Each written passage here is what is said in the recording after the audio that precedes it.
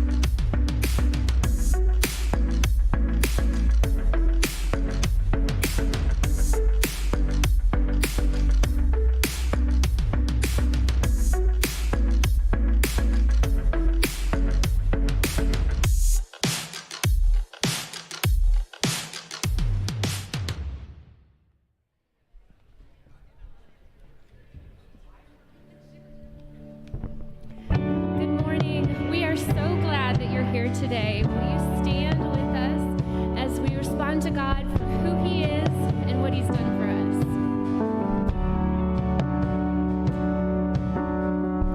Who else would rocks cry out to worship?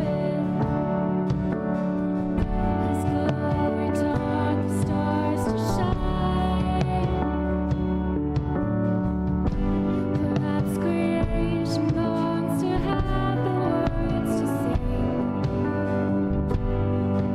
This joy is mine. With 1,000 hallelujahs, we magnify your name. You alone deserve the glory, the honor, and the praise. Lord Jesus, this song is forever yours. 1,000 hallelujahs to 1,000 more. Who else to die for our redemption? Whose resurrection means our rise? Who's in time enough to sing of all you've done? But I have eternity to try. With 1,000 hallelujahs, we magnify your name. You alone deserve the glory, the honor, and the praise. Lord Jesus, this song is forever yours. 1,000 hallelujahs to 1,000.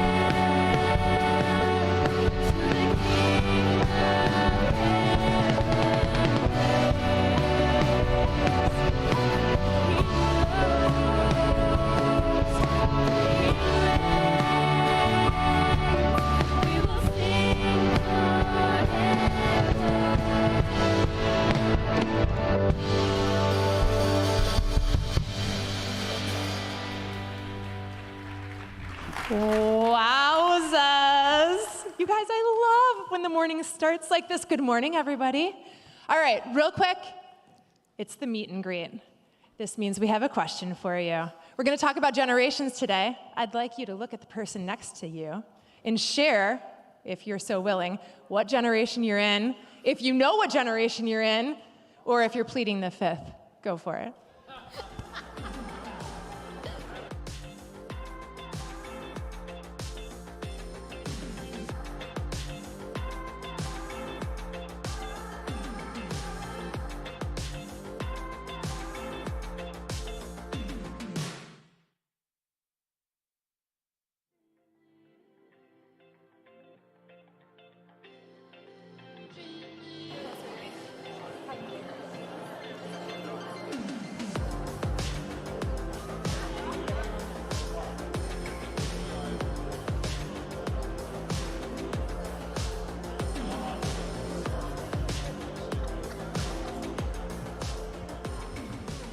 All right. All right, so in full disclosure, I made you all tell I'm Gen X. Huge surprise. I know a lot of you thought I might have been a boomer. What about you, Sharisa? I'm not telling. You guys can sit. You can sit. No, I'm Gen X. You're Gen X, yeah, for sure. You know it. Yeah. All right, so I'm Erin, and I'm on the team here at Birmingham, and this is my good friend Sharisa. And Sharisa, yes, there it is. Yay! Oh. Good morning, Kensington family. So we invited Sharisa up here today to just speak a little bit into her serving here. So, how long have you been serving here, and on what teams do you serve? Well, I've been serving probably a few months after I started attending here, so that's probably 4 years, maybe 4 or 5 years. I served on the coffee team originally, and during the pandemic, and when we started coming back in, I joined the usher team. So I do both ushering and serving coffee, which is what I was doing this morning if you guys saw me. In Thank the you lobby. for that. We all need the yes, thank you. You're very thank welcome. you. Talk to us a little bit about why you made that decision to serve. I think I wanted to feel what I felt when I got here. The welcoming nature, the love, the community, and I wanted to give that back. I wanted to be a part of something bigger than just myself and just sitting in the seats. I also wanted the opportunity for people who look like me to know that it's comfortable being here, it's comfortable serving, it's comfortable giving back. So that's why I decided to serve. I said this during Run Through from the Heart, but I'm going to say it again in front of all of you. If you've seen Sharisa out in the hallway, she's accomplished all of these things as just a complete, bright, shining light. So thank you very much. Bless Thank you. you. Okay, so what do you say to people that are like, I kind of want to do it, but I'm not sure? Just do it. I think everybody that's been in this position, that's been on the stage helping to co-host has said it, just do it. And it may sound like a cliche, but you never know until you try. The heart of Jesus is in every single one of us, and you just have to sometimes pull it out. And I feel like if I can be that voice, or if I can be that face, or if I can be that smile, whatever it is, to bring somebody in, to make them feel comfortable, it's worth it. And not only that, I was able to get community here. I was able to be a part of community here, and it allowed me to be on this stage and get up here and talk to you guys. So I think all you got to do is just try it. You'll love it. So if you are interested, come see us at the Hub afterwards. We just have a little card for you to fill out. Or if you just want to talk about it more, we'd love to have you. Okay, couple quick announcements, but very fun. We're going to Comerica this week, and we want you to join us. Yes! All right, so we went last year. It was amazing. We're going back. We have limited tickets. There are 75 available, so there's going to be a big group of us there. Did you go last year? I did not go last year. You did not go no, last year? No, I did not go last year, but I'm going this year. You already signed up this year. Okay, Yes, I am. perfect. So tickets are $22. They're actually really great seats. They're not $22 seats, so it's really a steal. If it's on your bucket list for this summer, go ahead and register, or we're going to make it really easy. I will have my computer out at the Hub afterwards. If you want to just go out, register at the Hub, I will hand your tickets to you, and I will see you Thursday night. I mean, we're just going to make it that easy. So can we hear it for ease? Woo! Yeah. Yeah, all right, I like that. Okay, and then the last thing I have, which you definitely did last time, was the Women's Night is coming up. So we have our version of Getaway, which is a local women's event. We did it in May, I believe, and we had 60 women at my house, and it was the best. It was fabulous. Yeah, it was awesome. It was a blessing. I met a ton of new people, and I had so many laughs, and I was filled up for a really long time, and the police came. I missed that. I was not there for the Could you police. please leave it to me to have the police come during a church outing? Like, what is going on, Aaron? Okay, so register, please, kensingtonchurch.org/BHAM women. All right, so those are all the announcements for today. Sounds I really do hope that you step into that. Now we're getting started. I said at the beginning of the service that we'd be talking about generations today. So every generation has their own strength, wisdom, uniqueness that helps shape the way that they actually see the world. Today, we're starting a new series that's going to talk about the importance of investing in each of those generations and why intergenerational relationships are so important and also powerful. So we had a group of 4 generations sit down and have a very honest conversation with one another. Over the next 3 weeks, we're going to look at that discussion and really lean into how God would have us shape that conversation and what to do with it and how to best lead and empower our next generation.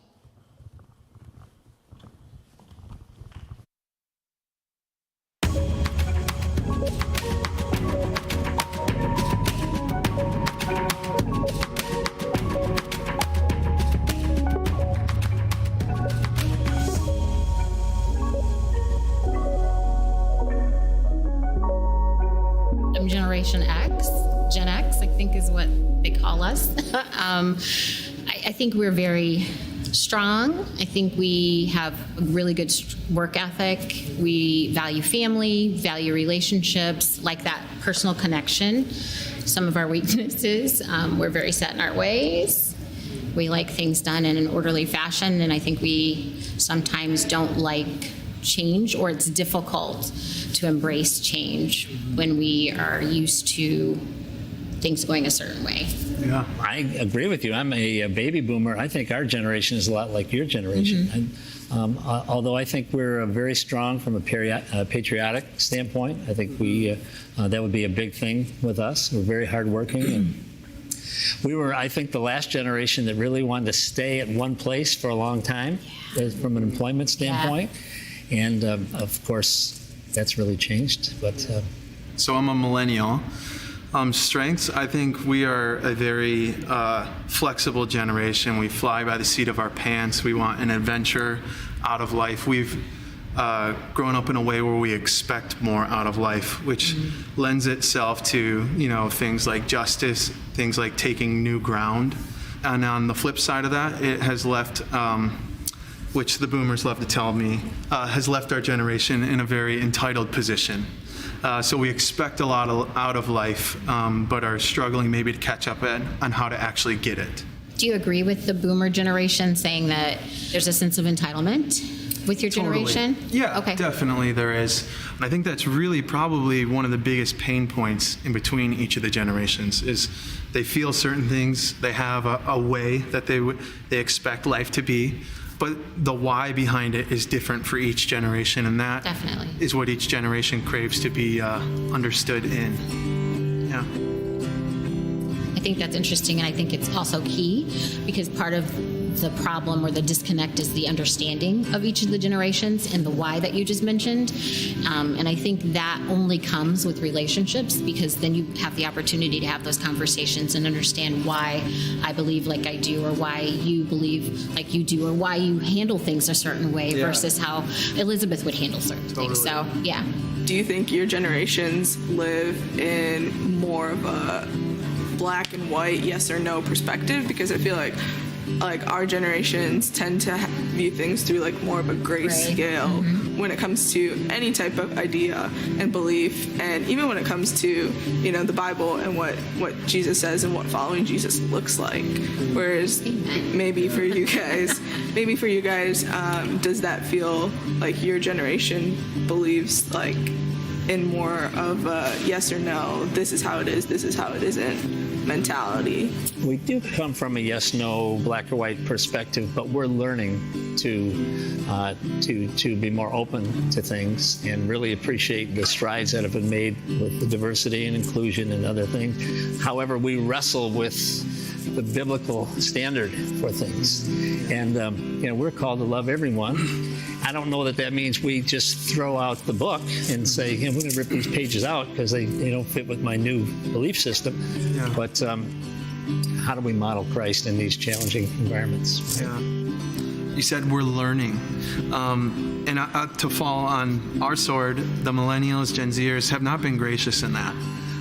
When a boomer, a Gen X, or anyone for that matter has held maybe a short-sighted view in our eyes, they've been attacked instead of embraced. And there's this division where we could be equally as criminal of being dogmatic and black and white in the middle of our more thoughtful areas, as maybe many of us would like to think about it. I was taught the yes and no, black and white, but I even still questioned it, and going back to what is the Holy Spirit telling me that I need to do in that situation with what the Word says, and then trying to move in love. And you'd fall short. No one's perfect, but I think that's where we have to start, and that's the important part. So we all are craving this sense of more injustice, but the platforms many of us engage with it on are so fraudulent. Yeah.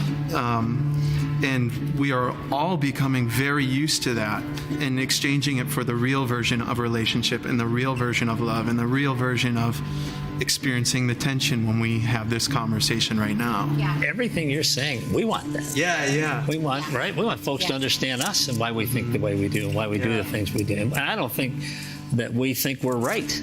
Yeah. I mean, No, right? Yeah. We want to be understood as well. Yeah. We also want to feel valued in our old-timey ways and our set ways. And we still want to feel like we're relevant. Hearing you guys talk, I was really humbled, embarrassed, and convicted that we've really thrown away your generation as, and it was very vulnerable of you to share that we want to be wanted and feel relevant and important in your lives. I haven't heard that very often from your generation, and it made me realize, wow, that's very honest of you, and also made me feel really sad. I'm like, man, isn't that just like us? We burn things hot and fast and throw it away and on to the next one, and we take you guys for all we can get, and then we demonize you for things we don't like, and that's sad. So I wanted to say, public apology from the millennials and Gen Zers. We love you guys. We need you guys.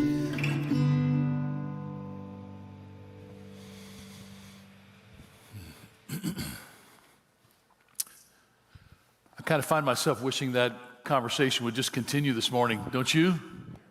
That was so timely. Oh, I need a music stand because I'm an older boomer and I'm brain dead. Does anybody have a music stand in the back? It would be great. I just found myself really responding emotionally to that interview. Did anybody else feel that way as the four people were beginning to share and talk? Did you feel that or not? Am I making that up? There was this sense in which, with my own kids, probably 15 years ago, I realized I'd always assumed that we would share the same thoughts, and all of a sudden I found myself sharing opinions and life insights, and I realized they were just becoming very still. And some of them became very quiet, and then some of them became very angry and moved through windows of being bombastic about what we believed and didn't believe. And there was just this incredible tension that I don't remember quite having, but I do remember reflecting. I never felt this way about my parents, but in the 60s and 70s, there was this real sense that our parents were really out of touch with our lives. Anybody old enough to remember our parents were square, and there was the sex, drugs, and rock and roll generation, and there was this sense of, I remember every man in my father's generation when they were 50 seemed like they were 90. Does anybody remember that? You never saw a man over 50 that didn't have, his lace-up leather shoes and his suit that he wore every day.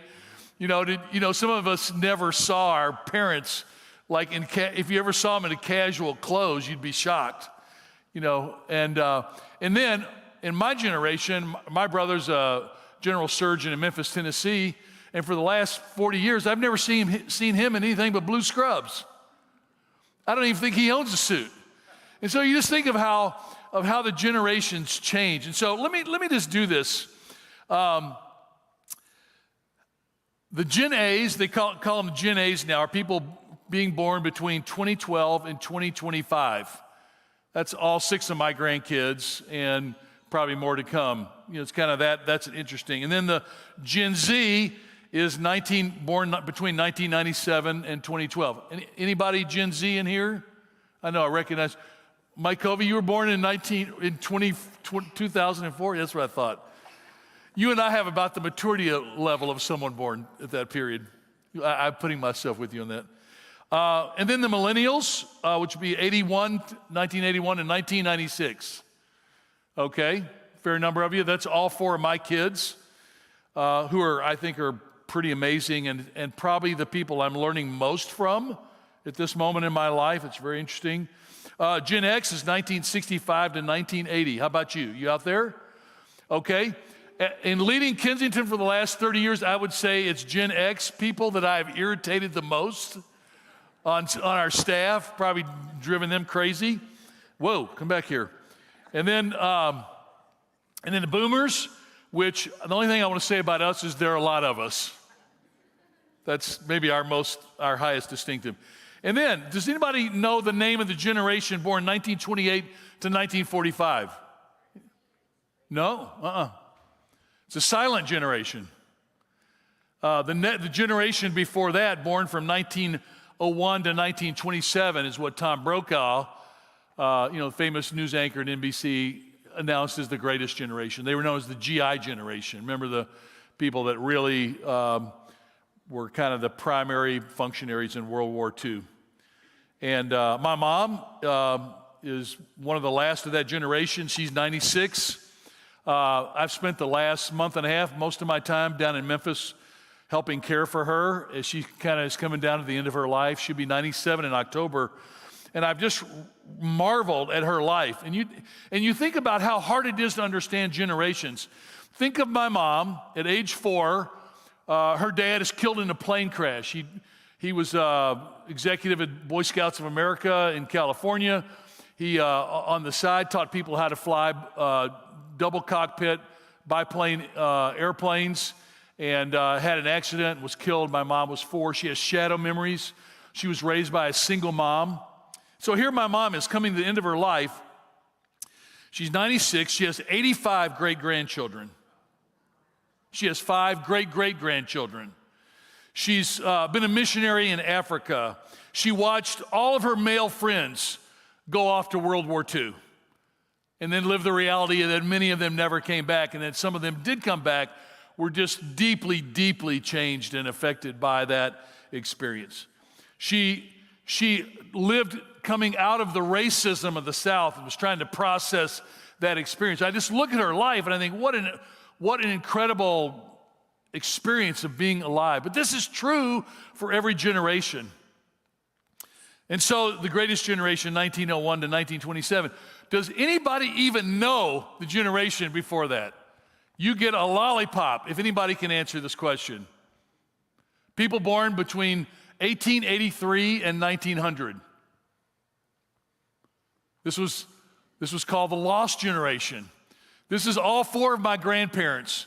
I knew hundreds of people. It's so weird to stand up here in 2022 and say, I knew tons of people born in the 1880s and the 1890s. We spent a lot of time with our grandparents and their friends and their events, and it's just so interesting. And those people, it sounds ancient, doesn't it? My grandmother, born in 1897, was deeply affected by the death of her mother from scarlet fever in 1908. She was 11 years old. And does anybody know how many percentage of people that died from scarlet fever when they got it 120 years ago? 15 to 20% of people died from scarlet fever. It's a little stronger version, but when you have strep throat, it's basically a form of scarlet fever. How many of you have had strep throat in this room? You look at that, probably all of us, and realize that 120 years ago, 15 to 20% of us would be dead. We'd be long gone. Her father became a despondent alcoholic who, when she was 11 years old, she'd go down to bars in Greenville, Mississippi, and walk him home stumbling drunk. And so all her life, you can imagine, she grew up with fear of insecurity, fear of having enough. She wanted stability. And she was a warrior woman. She developed a career as an estate appraiser. When someone when someone was selling their home or a parent would die, she would go in and put a price tag on everything in the house and became super well known in the Memphis and the surrounding area, very much in demand. She was an incredibly hard worker.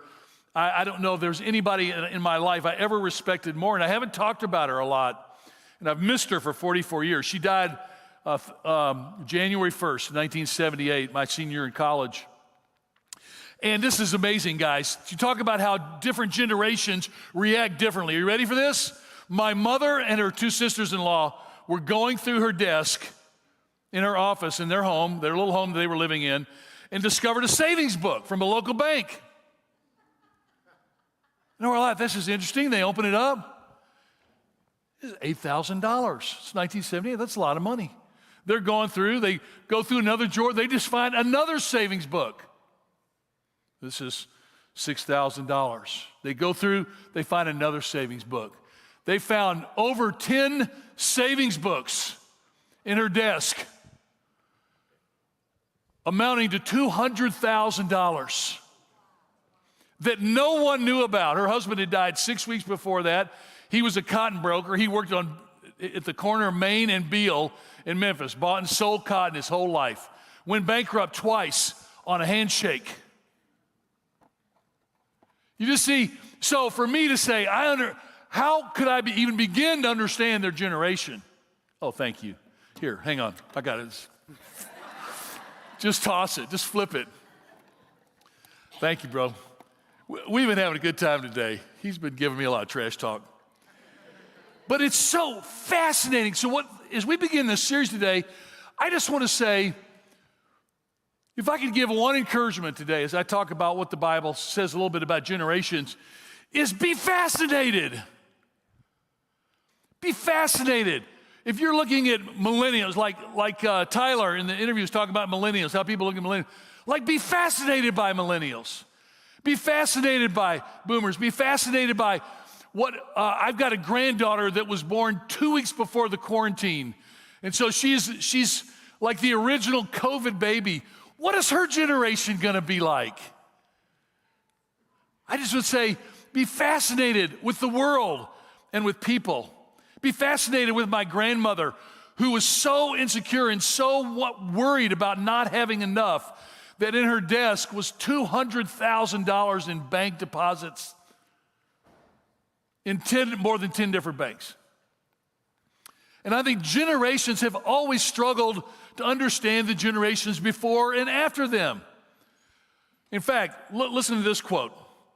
We defy anyone who goes about with his eyes open to deny that there is, as never before, an attitude on the part of young people which is best described as grossly thoughtless, rude, and utterly selfish. Amen to that. That was an article in the Hull England Daily Mail, 1925, on the conduct of young people.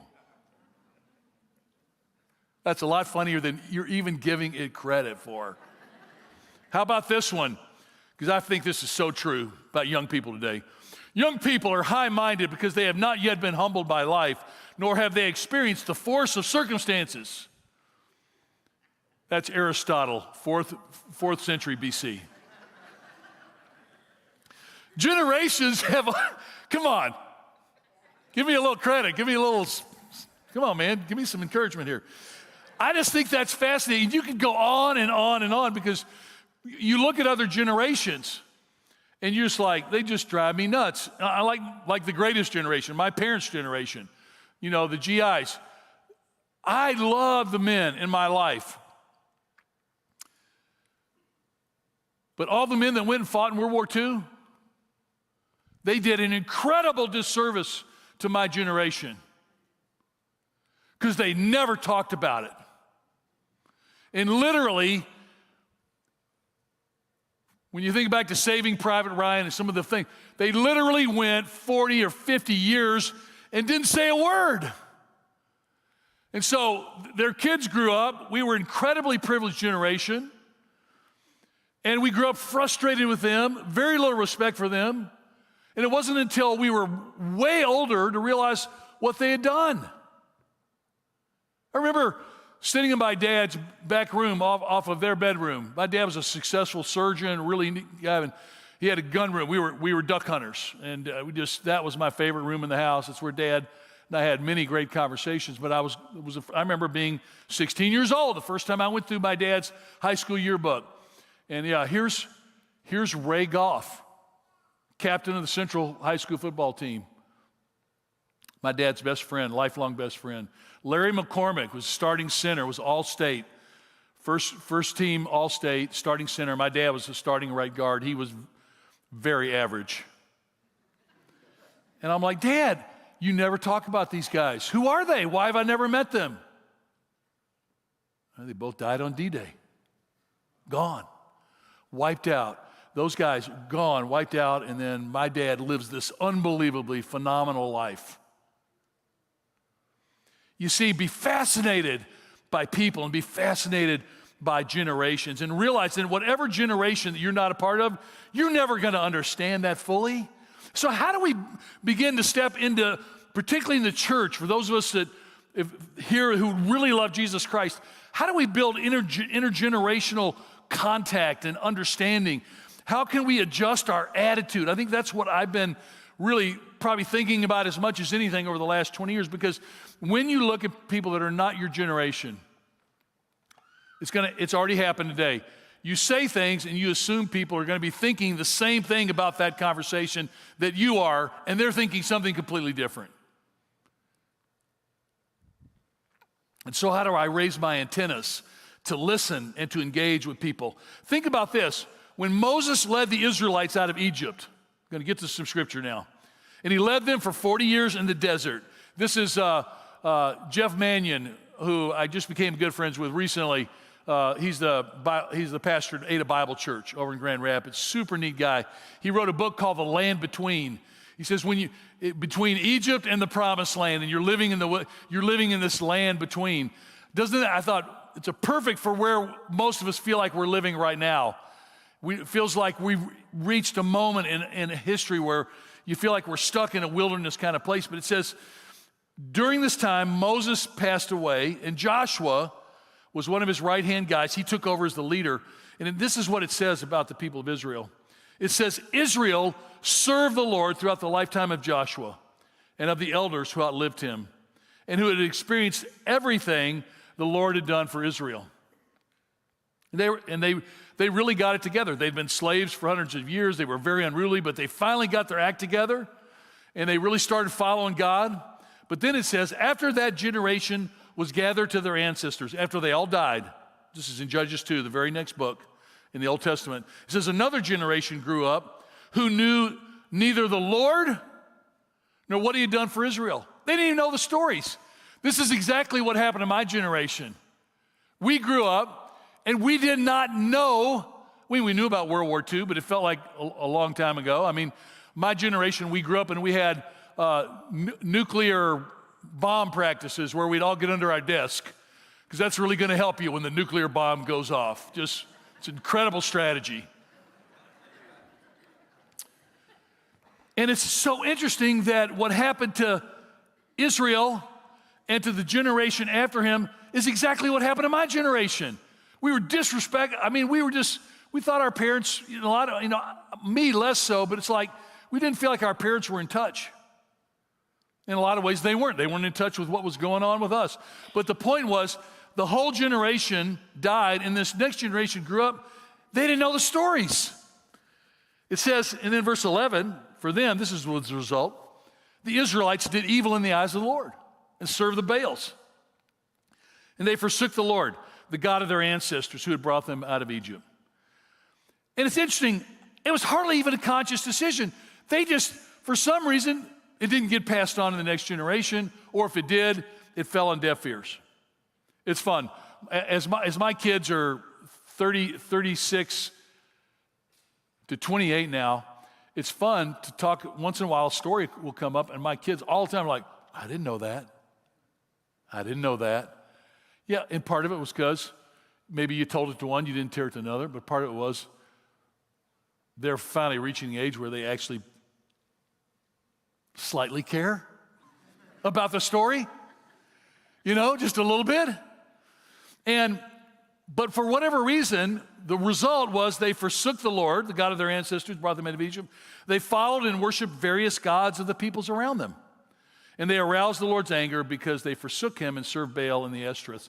Now, I don't want to get into it. I've talked about it. Some of you maybe have studied the Bible, but basically the Baal and the Ashtoreths were sinners.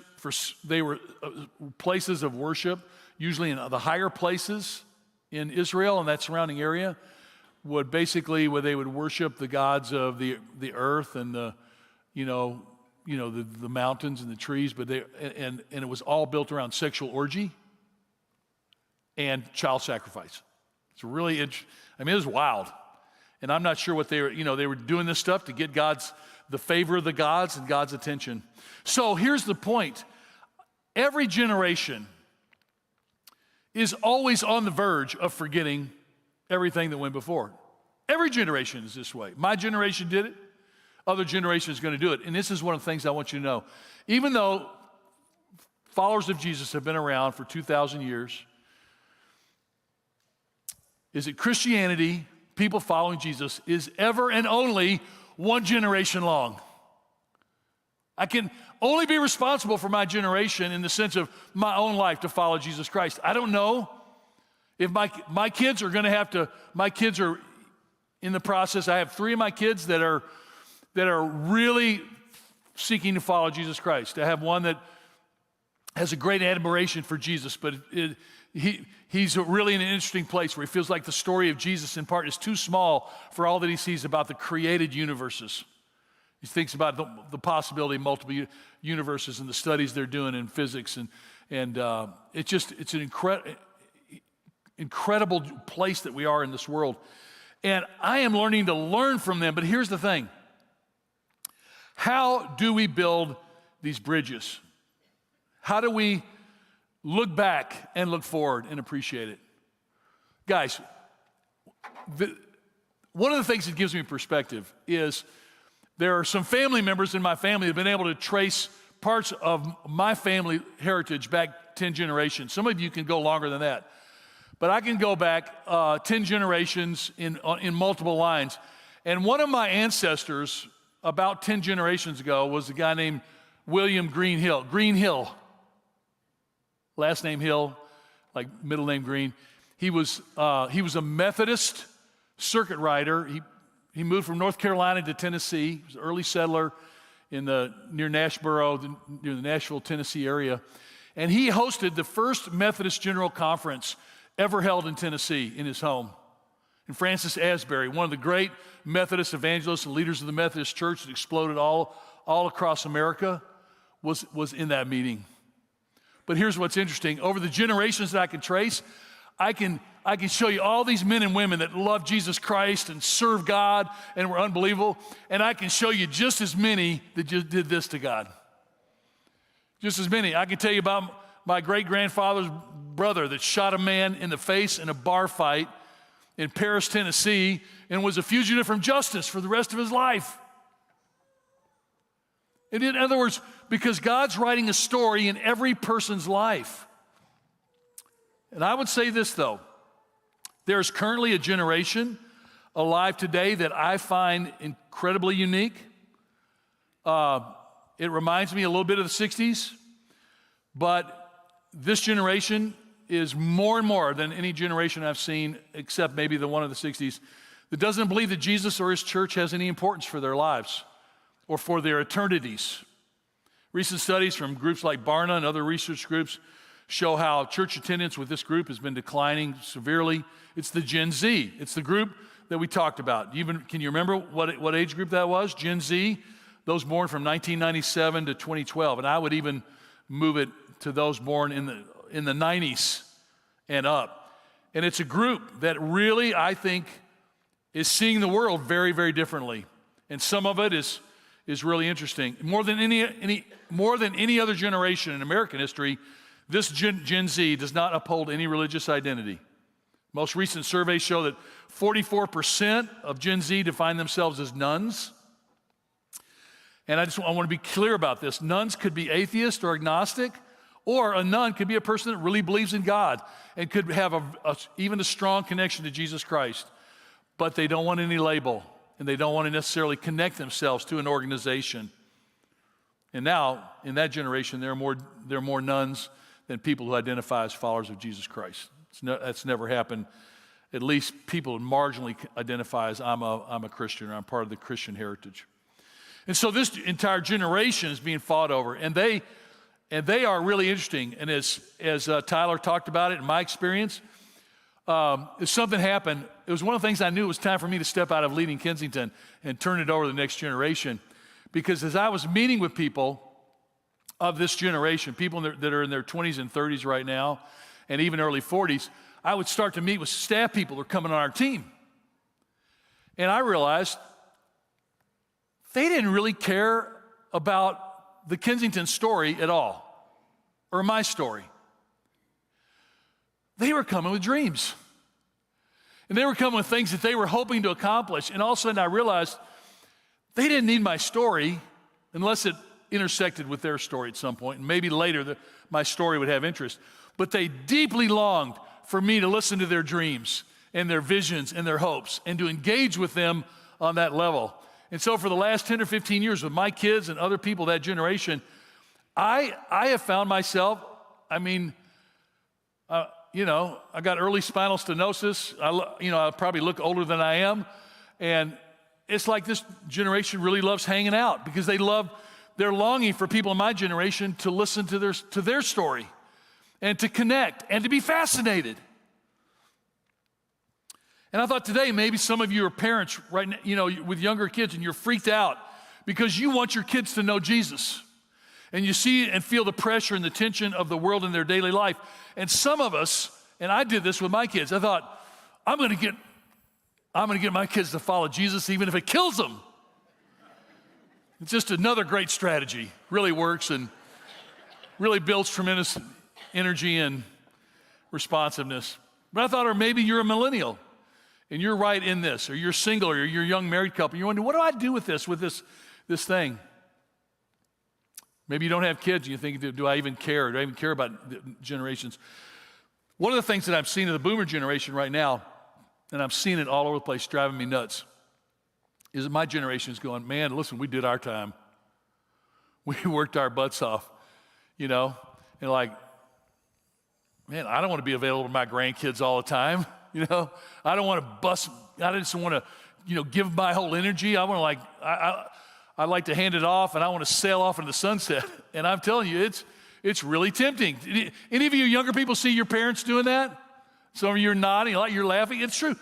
But listen, if Jesus Christ is alive, which I feel like he changed my life.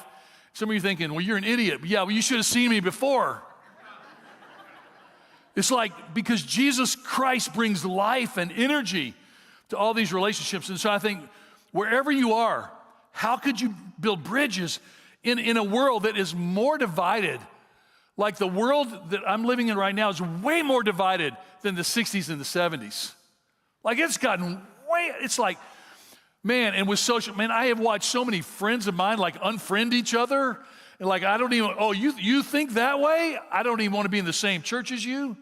So when we started Kensington 30 years ago, we dreamed that we'd have people from all political perspectives and all walks of life and all levels of spiritual interest. And now it feels like in our culture, like, no, we just want to peel people off. Like, man, I'm going to get in my huddle and everybody's going to like what I think and I'm going to like what they think. That certainly wasn't Jesus' life or the people that he engaged with. In fact, when you look at the 12 apostles, if you really study into that, listen, it was a totally odd group and they were completely divergent. And it was almost like he was making a statement. Is that I want all people, right? And you come to John 3:16, God loved the world so that he gave his son, right? So that all would come. So the Bible talks about this generation. Let me just give you one generation, a picture from Paul, one of the apostles, writing to Titus, who was a church planter, just like I was. And he says to Titus, in Titus 2, you can follow along with me on the screen.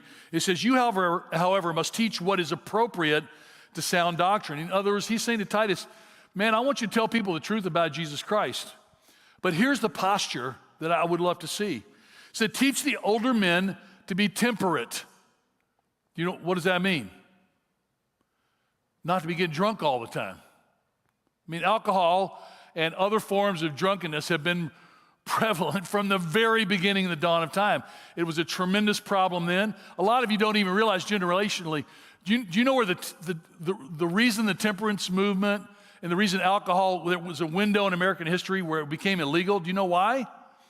Because men would work their job on the docks or wherever, and they would get their paycheck on Friday, and they'd go straight to the bar, and they would drink, literally, party all that money away on the weekend, and the women and the children were left without resources and food in their homes. And so the temperance movement was driven by who? By the women. They're like, stop it, so that the guy's not going to blow the paycheck.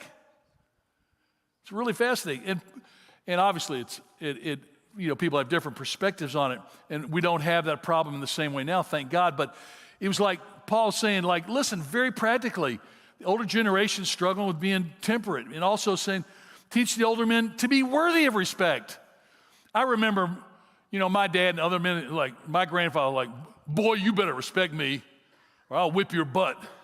You know, I remember that.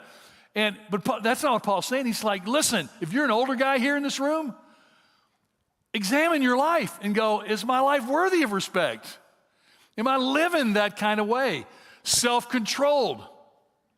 I think for the older generations, like, man, it's my time. I'm just going to do what I want. It's funny, self-control. I remember my mom, when she had just turned 80, she'd become very opinionated, was not unlike her. And she told me one day, she said, well, Steve, I'm 80 years old now, and I can say what I want. And I said, Mom, that is absolutely true. He said, you can do whatever you want, but other people also have complete freedom to not like you. And you know what's cool about my mom? She listened to that. That was a breakthrough for us, where she became much more careful over these last 17 years about her speech with people, especially with the younger generation. And it's funny, I don't know if she's going to live a week or a few months. She's really coming down the wire. But she's still living with incredible energy and passion for people. She's in a hospital, right in the hospital in Jackson, Tennessee. She's up staying with my older sister. And my sister texted me this week, and she said, Mom is unbelievable. Every worker that comes in, she wants to know their story. Every nurse, every doctor, she wants to know their story. She wants to know their children, what's happening in their life. Like, she's just maintained this love for people and for God her whole life. It's pretty neat. So, go on. Men, to be sound in faith, in love, and endurance. Likewise, teach the older women to be reverent in the way they live, not to be slanderers, be more like gossips, or addicted to much wine. Again, be temperate, but to teach what is good. Then they can urge the younger women to love their husbands and their children, if they're married, to be self-controlled and to be pure, to be busy at home, to be kind, to be subject to their husbands. That's a whole other thing, but remember in Ephesians, the spirit, the vision of the early church was that everyone in the church would be in submission, subject to each other out of love for Christ. That's Ephesians 5:21. That was the umbrella of this. And do this so that no one will malign the word of God. So much, it's so nuanced in terms of Greek Roman culture. I don't have time to get into the layers, the different kinds of the culture of women in Greek and Rome, but it was a very difficult culture to navigate for women. Similarly, encourage the young men to be self-controlled. I mean, isn't that interesting that the young men get one piece of advice? Like, okay, and now we get to the young men, and there's probably absolutely no hope, so let's give them one thought, because they're like ADHD, you know, okay, guys, just try to be self-controlled, okay? You know, when I was 16, 10 days after my 16th birthday, I had my mother's station wagon with 12 friends in it, and I was pulling a Cheetah tri-hull speedboat that had 160 horsepower on the back, and I was going down I-40 out of Memphis towards Little Rock to Horseshoe Lake, and I was going 130 miles an hour on I-40. Young men, teach the young men to be self-controlled. It's a miracle that I'm alive. We got off I-40 to the secondary highway to Horseshoe Lake. I was only going 100 miles an hour when I got stopped by the policeman. And he was so sweet, and it was a 60. He marked me down for 80 and a 60. He should have arrested me to save the lives of the kids in the car. But you see what Paul is saying? Paul's saying there's all these challenges, but in the generation, let's think about older and younger. Let's help each other. Let's encourage each other. And I think it's time that we say, hey, if we're older, I mean, we really got one purpose. Dave and Susie, we've talked about this a lot, but we feel like obviously our call is to serve the next generations, right? If you're not serving the next generation, why are you here? You're just taking up space. Wouldn't it be cool if we model putting our confidence and trust in God? So in light of this, I just want to say this. As I think about the next generation and what I've learned, and I want to talk about some practical things and then finish up. For the next generation, when I think about these generations, I'm always looking at the dates, but my kids are all kind of mid to late millennials. I don't really understand the Gen Z part of this, but as much. But I'm seeing this for the next generation of these younger generations. For them, I feel like I'm seeing, again, I'm going to talk in generalities. You feel free to disagree with me, but it's way less about who and way more about what. And I'm telling you, this is where my kids have kicked my butt. They have understood the holistic responsibility of life and the responsibility of influence way more than I ever did, and until recently didn't see it. You know, I've always seen little things, and they're like, man, they seem like they were, like my son will go, listen, we could solve the problems of the world if there was any will to do it, right? It just wasn't this, this fighting. And I think this generation connects all of life together better, certainly than my generation did, between faith, compassion, charity, church, family, friends, the compassion, the desire for authenticity, their desire to want to make a difference, but often they're frozen because when you're thinking holistically, a lot of times you don't know where to start.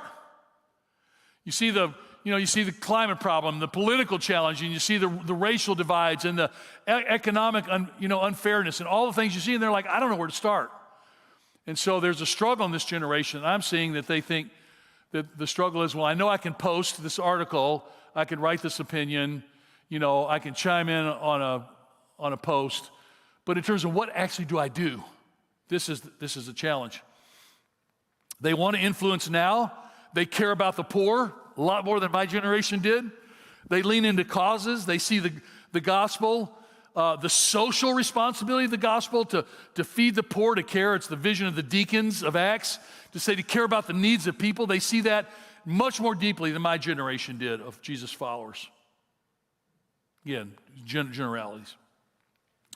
But I think they need us, and I think we need them. And we need to think about how we can do this. So I just want to give you 3 really simple things to think about. Number 1, listen. Here I'm blabbing for 30 minutes, but I just say, take the time to listen to others from different generations. And I'm going to press hard on this. We started this message by encouraging each other to listen and put aside our preferences. If you're going to change your attitude, it means you've got to be able to put aside your preferences and your assumptions, even about this series or about what other generations are like. But this also needs to be a practical part of our lives so that our preferences and assumptions are not used just to keep us feeling safe and secure. Because if that's the only reason we're keeping them, then we become rigid and stubborn and judgmental and we block people out. And it's interesting, the only people that Jesus blocked out were the really highly educated, religious, judgmental people. That's the only group that Jesus blocked out. So if you're really religious and you're really judgmental, it's not a real good spot to be in. And so it's interesting, a lot of you know this, who know the Bible. James says, my dear brothers and sisters, take note of this. Everyone should be quick to listen, slow to speak, and slow to become angry. And I just, oh man, this is like a slap in the face for me because I talk way too much and listen too little. But I think for generations, what if we really figured out how to listen and listen deeply? Stephen Covey was right in his book, 7 Habits of Highly Effective People.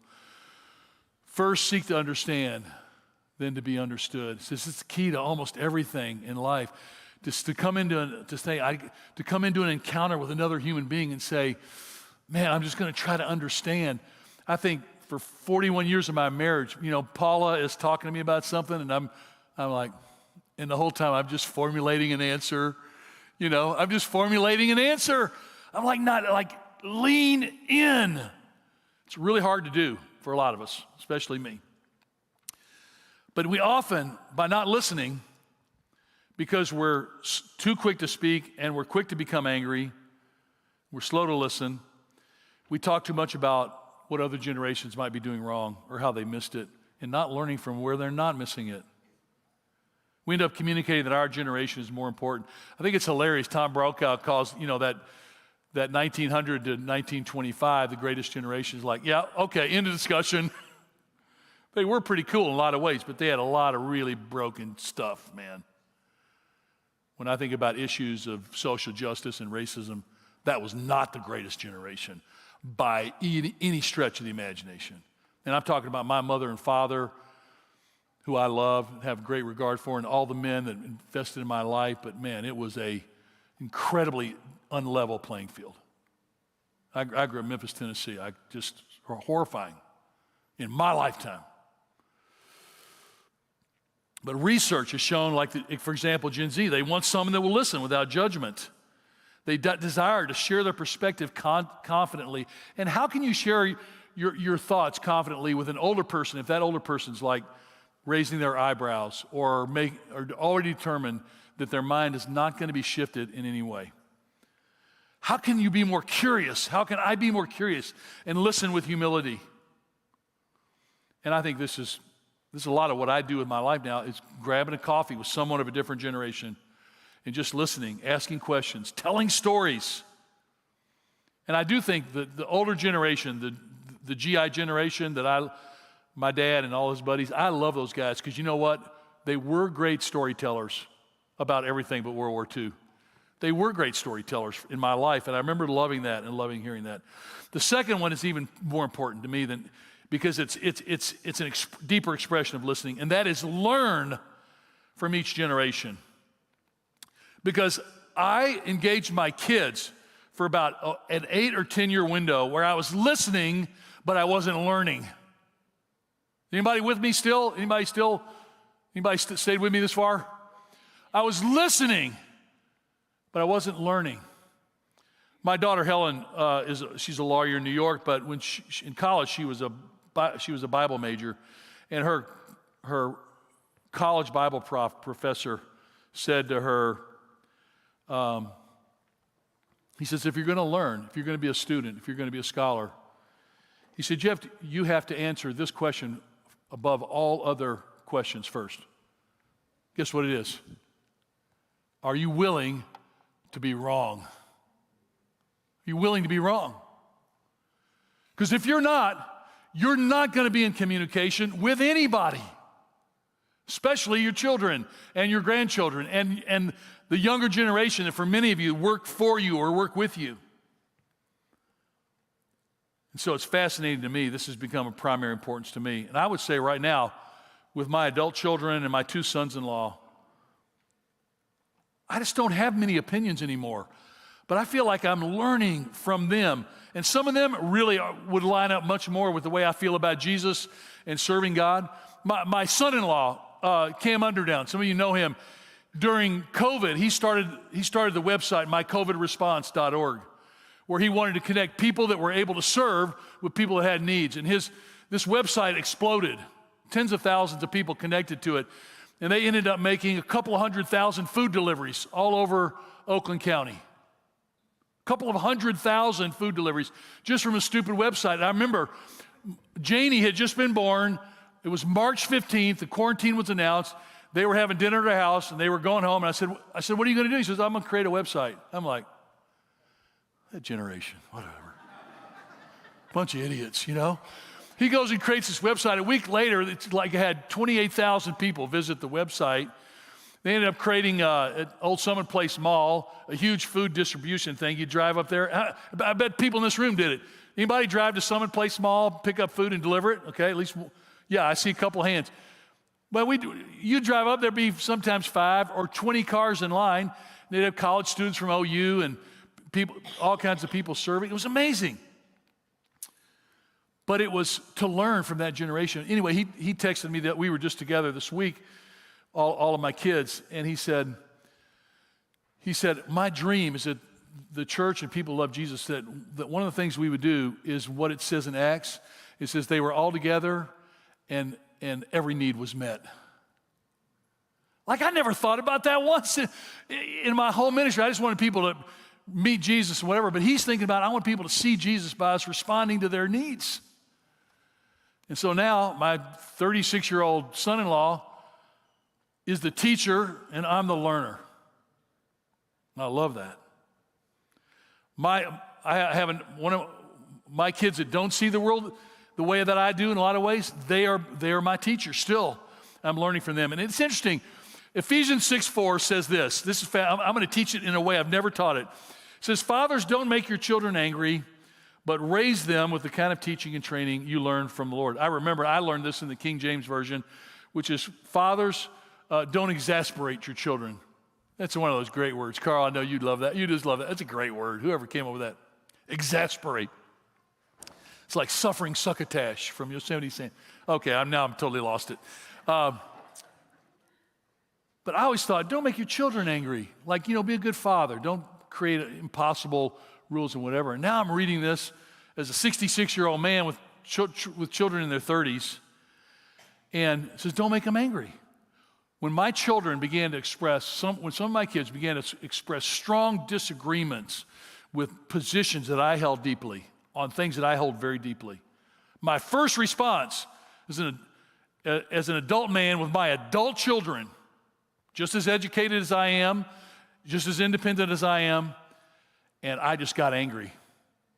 And then they got angry. And I actually had like a 3 or 4 year window where we were family gatherings were angry. And one night, in the middle of the night, I felt like, I didn't hear an audible voice, but I felt like the Lord said, Steve, you need to shut up and listen. You need to stop talking. And not just listen to rebut, but listen just to listen and wait. Listen and think. Listen and respond. Quit exasperating your adult children. And then it says, but raise them with the kind of teaching and training you learn from the Lord. What is the assumption here? The assumption is that you're a learner, that you're learning.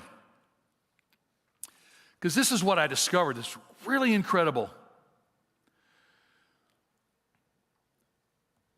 I was not learning from them. I kept assuming they would see the world like I do, and they don't. And this is what I want to say to you today, and this has been life-transforming for me the last decade. Live as a learner and be changed by other people's stories. Even when you step into stories that make you extremely uncomfortable. To be alive and to keep learning. To stop learning is to stop being shaped. It's to be dead. To be willing to be wrong. And you know what I found out? And I'm just being really honest about my own family, my own life. I was listening to my children, but I wasn't learning from them. And you know what they felt? They felt completely insulted. They felt completely insulted. They said, you listen, but you're not learning, Dad. You're not listening to learn. And I remember, I got so many stories. I'm over time. Okay. What are you going to so sue me? Last one I want to say that is helpless sometimes as you might feel in engaging generations around you, because it's almost impossible to keep up. I mean, my son and his buddies talk to each other all over the world. They're all in their late 20s, and they're addicted to racquetball. Anybody ever played racquetball? How square are we? I mean, it's, and he just loves it. You play a soccer game kind of like you're in the whole universe, and it's all centrifugal, applying centrifugal force and physics principles, like whatever.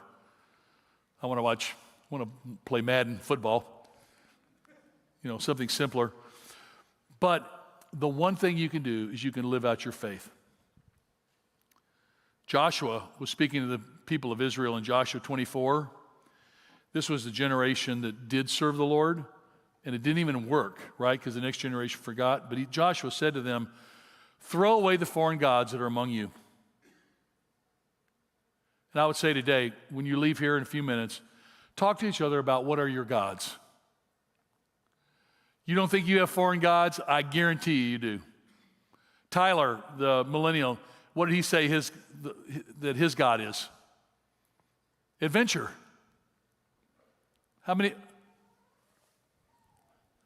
That is one of my big deals in serving Christ, is to not give myself over to the indulgence of just being an adventurer. That's what I love the most. I don't care about things. The only reason I would like having some money is to be able to go somewhere and do something. But what is your foreign God? What is, maybe it's being right. Maybe it's holding to some kind of tradition. I don't know. But it says, throw them away and yield your hearts to the Lord. Thank you. Yield your hearts to the Lord. Again? He didn't. And the people said to Joshua, we'll serve the Lord our God and obey him. He was constantly reminding them to follow God. And I would just say, live it out. When I was a young man, I got really angry at my parents. When I was in college, I came home, I was really angry with my parents. Anybody ever come home from college and be angry with their parents? Show of hands. And realize how stupid your parents were? And it was so interesting. I was coming and I was so angry and thinking that they were just dumb. And I realized that it was so different than the posture of Jesus. And my last encouragement is this in Luke 4:11.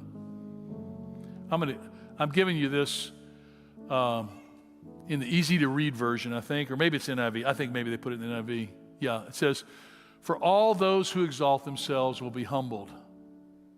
I want you to live in this as we come into our response time here at the end.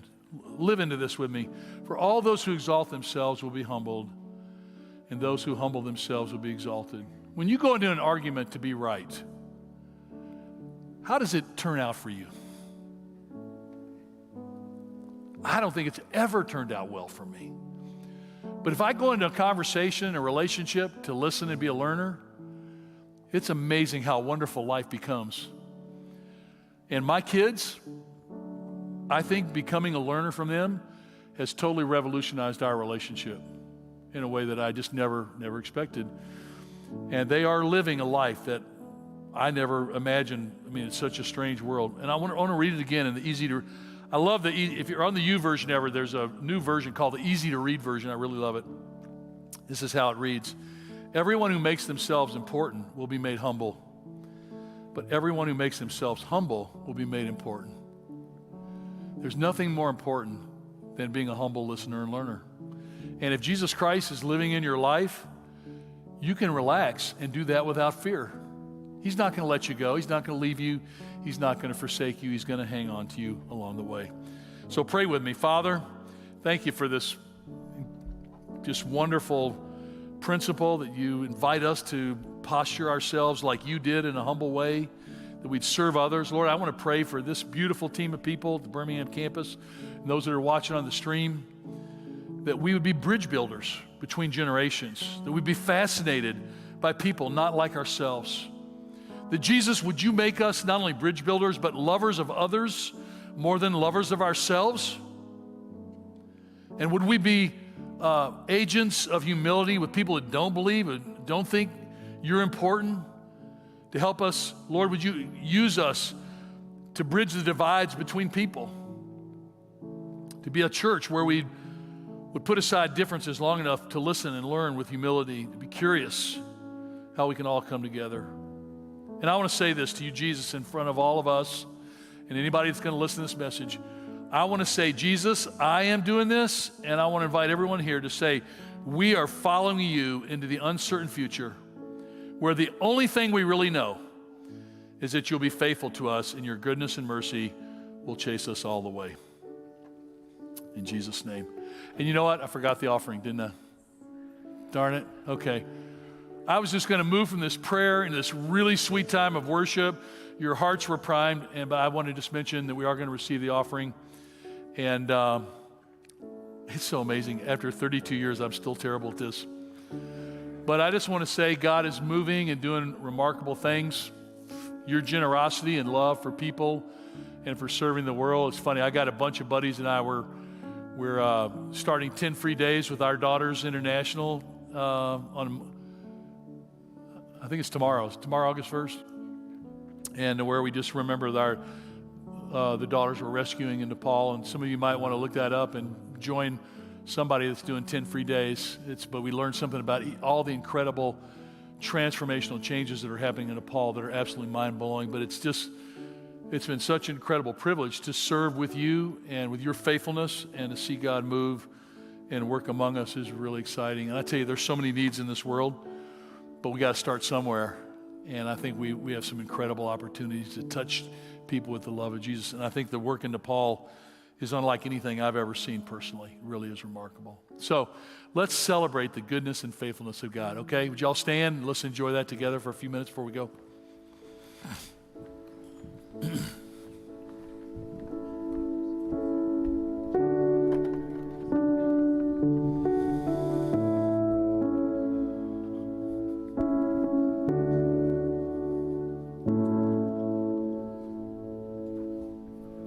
Would there be a mint in the bag somewhere?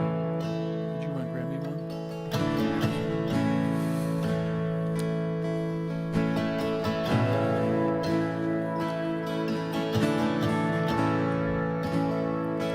I love you, Lord. Oh, your mercy never fails me. In all my days, I've been held in your hands. From the moment that I wake up until I lay my head, I will sing of the goodness of God. And all my life you have been faithful. All my